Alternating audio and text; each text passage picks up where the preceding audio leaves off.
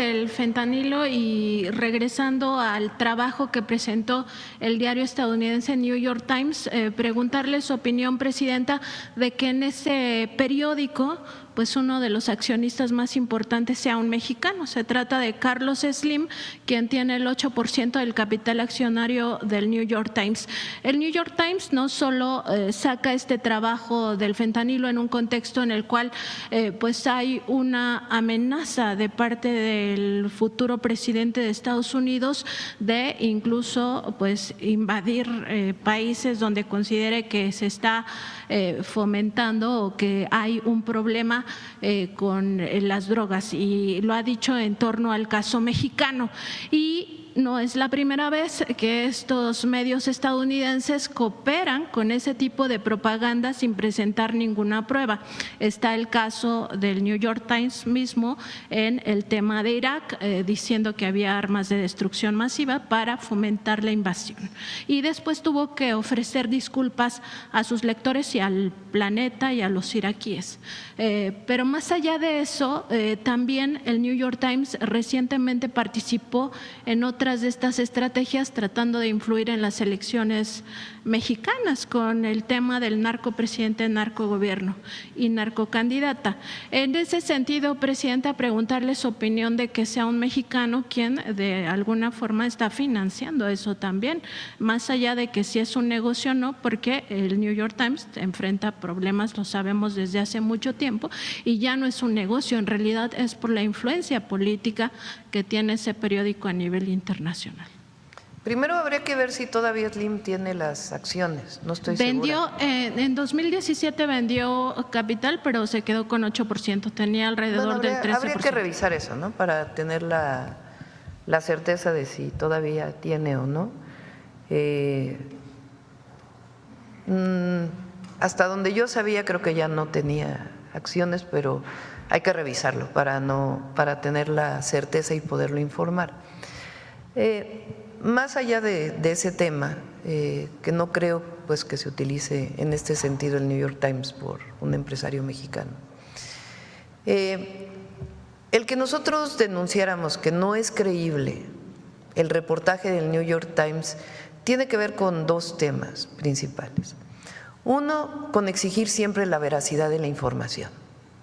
Esa es una obligación de todo medio de comunicación, de todo reportero y también del gobierno.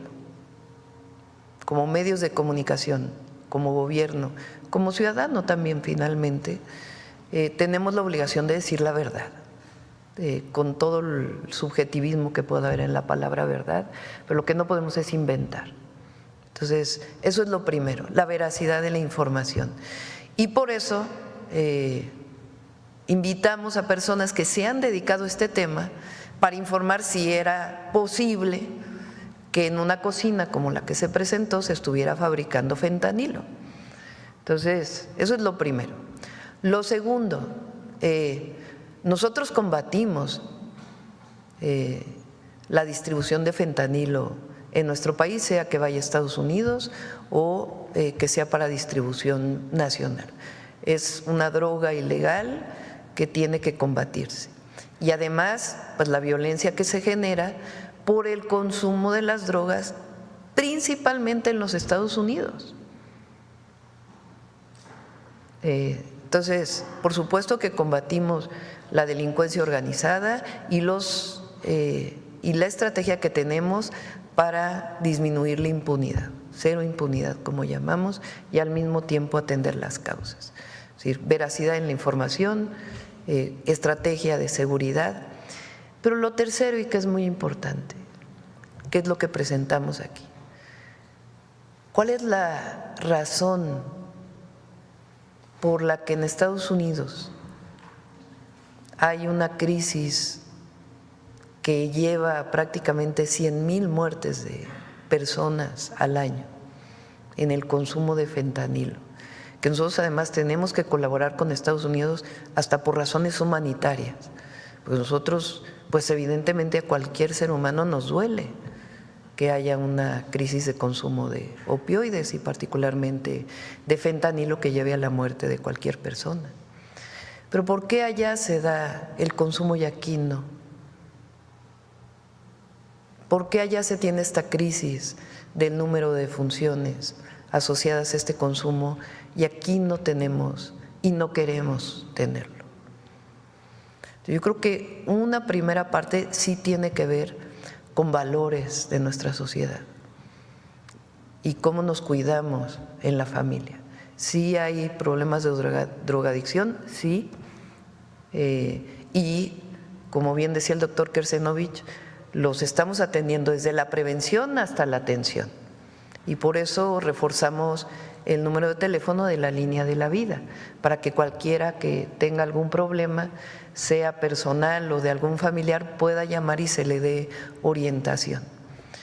Entonces tiene que ver con valores, con protección familiar, que es distinto en México que en los Estados Unidos, y se lo dije cuando hablé con el presidente Trump, cuando me dijo, ¿por qué ustedes no tienen el problema de consumo de fentanilo que tenemos nosotros?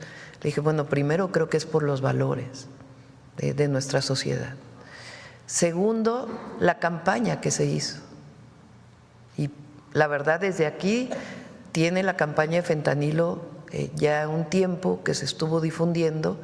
En el último año fue mayor y ahora nosotros lo retomamos con mayor fuerza. Y todo aquel que quiere incorporarse a esta campaña es bienvenido, porque es muy importante que no lleguemos a esas condiciones. Pero lo tercero, y por eso presentamos este tema de la miniserie, ¿de dónde viene el consumo de opioides en la sociedad estadounidense? De las farmacéuticas. Entonces, lo que no se puede es cerrar los ojos a lo que está pasando en Estados Unidos. Contribuimos nosotros, vamos a apoyar en todo lo que podamos, por supuesto, con respeto a nuestra soberanía, pero vamos a colaborar. Pero hay que explicar dónde está el consumo y por qué está el consumo allá, porque también es un problema de salud pública, no solamente de seguridad. Entonces, por eso nos interesa seguir tocando el tema.